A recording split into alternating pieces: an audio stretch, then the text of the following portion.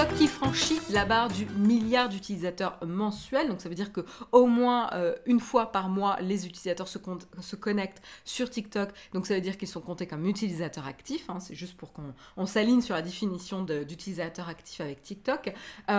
Et donc du coup, ça représente un bond de 45% de ces utilisateurs mensuels. Donc évidemment, elle reste derrière YouTube, qui a 2,3 milliards d'utilisateurs, hein, pour rappel. Mais clairement, le confinement et la crise sanitaire a boosté évidemment l'adoption de TikTok. Voilà, les gens du coup cherchaient une manière de se reconnecter, d'échanger, d'avoir des relations sociales entre guillemets, de se divertir parce que c'était quand même une période particulièrement angoissante et donc on s'est un peu reporté sur les réseaux sociaux et là TikTok en a bénéficié directement.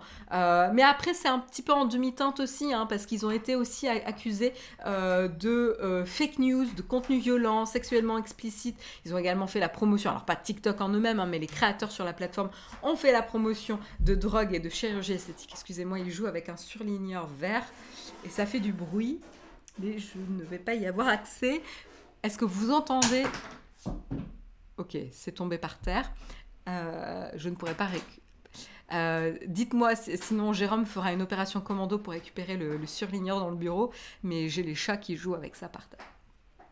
Donc voilà, TikTok, voilà, ils ont quand même été au cœur de polémiques, en plus société chinoise, hein, donc aussi ils ont été dans le collimateur de Donald Trump, on en a parlé l'année dernière, donc finalement ils ont pu voilà, serrer les dents et attendre que la tempête passe. Merci à mon assistant Jérôme qui coach nos co-présentateurs pour être un peu plus sages. Mais qui va pas m'aider à rester sérieuse en me les remettant sur les épaules.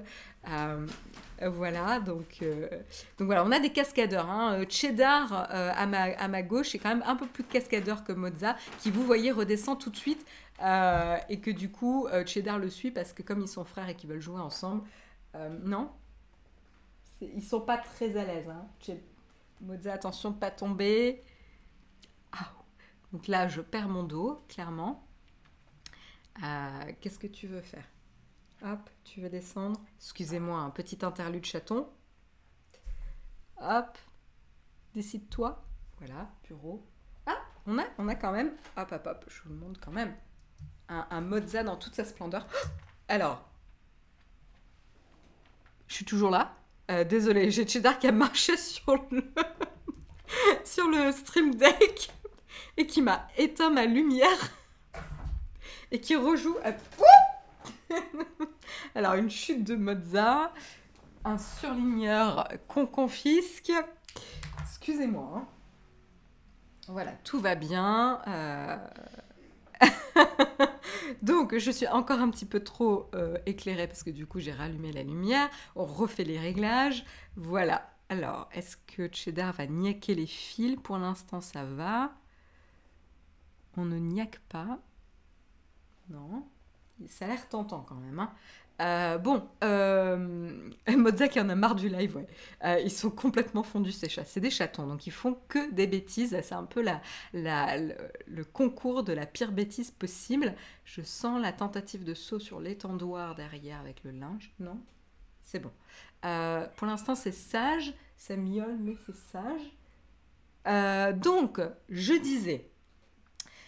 Où j'en étais. Donc voilà, ils ont été quand même au cœur des polémiques, on en a parlé, ils étaient un petit peu dans le collimateur de Donald Trump, on en a parlé. D'ailleurs, Satya Nadella, quand il repense à cette période où justement ils ont été contactés a priori par TikTok pour travailler ensemble, avoir un partenaire américain, avoir un partenaire sur le sol américain pour justement contrer les attaques et la méfiance des États-Unis, du gouvernement américain. Satya Nadella se rappelle de cette époque et il disait que c'était quand même assez étrange. C'est un des projets les plus étranges et surprenants sur lequel j'ai pu travailler. Alors il y avait quand même des synergies intéressantes, on va dire, entre TikTok et Et Microsoft, parce que bon, TikTok était quand même cloud-based, enfin basé sur le cloud, qui utilisait énormément l'intelligence artificielle avec tout ce qui est filtre, etc., etc.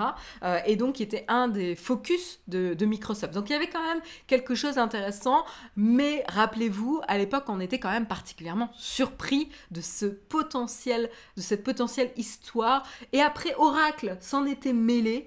On ne sait pas trop pourquoi. Et puis finalement, on n'a plus vraiment entendu parler d'Oracle. Autant vous dire que ça a été mis de côté de manière indéfinie. On n'en parle plus vraiment.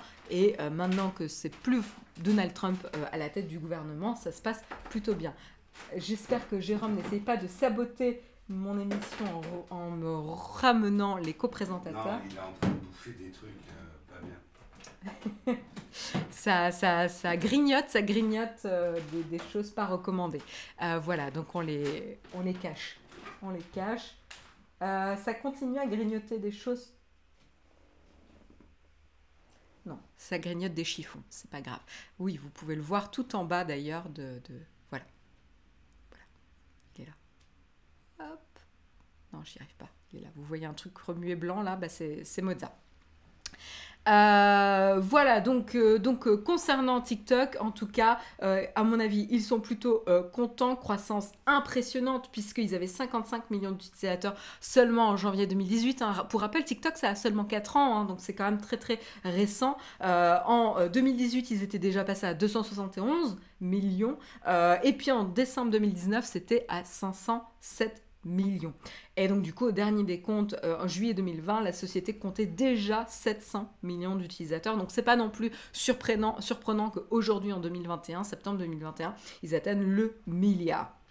Pour rappel, Facebook, eux, compte 3,51 milliards d'utilisateurs mensuels. Voilà, YouTube, on vous l'a déjà mentionné. Et où est-ce que ces utilisateurs se situent? Principalement en Europe, au Brésil, en Asie du Sud-Est et les États-Unis, qui sont donc les plus gros marchés de la société. C'est pour ça que c'était un vrai enjeu pour TikTok de rester aux États-Unis. Voilà. Ce qu'on a vu arriver aussi dernièrement, c'est des clones de TikTok. Évidemment, c'est la course aux réseaux sociaux et à la croissance des utilisateurs sur ces plateformes-là. Et donc, du coup, entre YouTube et Facebook, ils essayent tous, du coup, de récupérer ces utilisateurs TikTok un peu plus jeunes que vous et moi, je suppose, que moi, très certainement, que certains d'entre vous dans la chatroom, j'en suis sûre aussi. Et donc du coup, YouTube a lancé, c'était quand mi-juillet, YouTube Shorts, donc un service qui a été déployé jusqu'ici dans plus de 100 pays quand même. J'étais même pas au courant, c'est pour vous dire, je suis complètement passée à côté de YouTube Shorts. Mais en gros, voilà, c'est des formats courts de vidéos pour pouvoir concurrencer justement TikTok. Mais Facebook n'est pas en reste, puisque également eux, ça je m'en rappelle, ils avaient sorti un petit clone de TikTok qui s'appelle Instagram Reels, donc pas vraiment avec Facebook, mais Instagram, qui fait partie évidemment de Facebook. Mais voilà. On n'a pas de chiffres encore pour ces deux services, mais ça sera intéressant de suivre un petit peu la compétition. Maintenant, quel est l'enjeu principal de TikTok pour les mois, années à venir? C'est évidemment la monétisation. Alors, on a vu avec Twitter combien c'était problématique et combien ils avaient été lents et peu réactifs pour avoir un business model pertinent, ou en tout cas solide. On va voir, c'est pas encore le cas. Maintenant, ils se mettent un petit peu des coups de cravache. C'est intéressant actuellement de les voir itérer.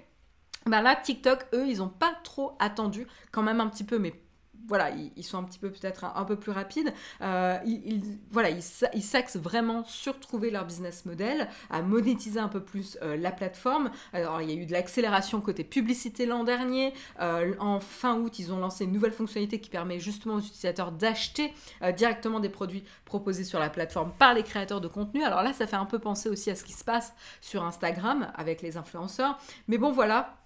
Ce qui se passe aussi, on attend potentiellement une entrée en bourse. Voilà, a priori ByteDance, du coup la maison mère de TikTok, préparait une introduction en bourse qui serait donc très très attendue évidemment. C'est un petit peu critique puisque évidemment actuellement la réalisation potentielle de cette opération va dépendre grandement du gouvernement chinois qui a serré la vis très très fort actuellement aux sociétés qui souhaitent s'introduire en bourse sur des places financières étrangères. faire. Donc à voir comment ça va se passer. C'est pas forcément donné en tout cas pour ByteDance et TikTok.